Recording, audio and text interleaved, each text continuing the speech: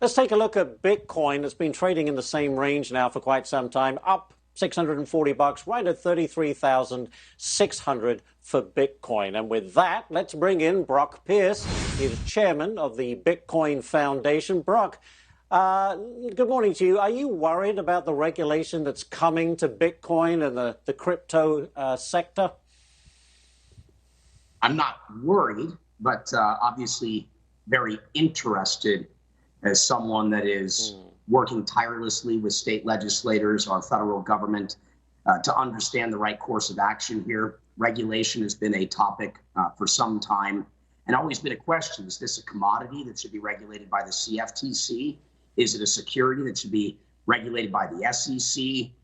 Is it a currency? And so this has been an ongoing debate.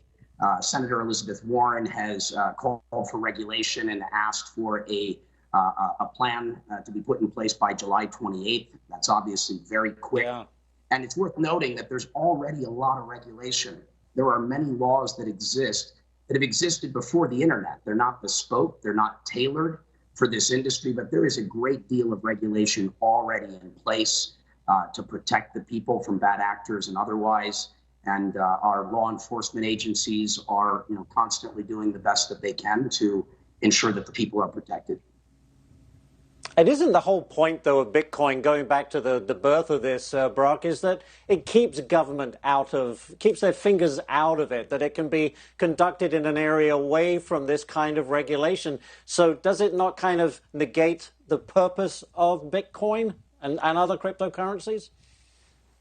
I wouldn't say that it negates it in any way, but yes, I mean, this is a decentralized and distributed system that is not owned or controlled by anyone. So you can't regulate, call it Bitcoin's infrastructure very well, but you can protect, people from bad actors, people that are operating in financial services. And there are a lot of things that regulators are able to do. And it's important that our government, our system of governance is doing the best that they can to support us, the people.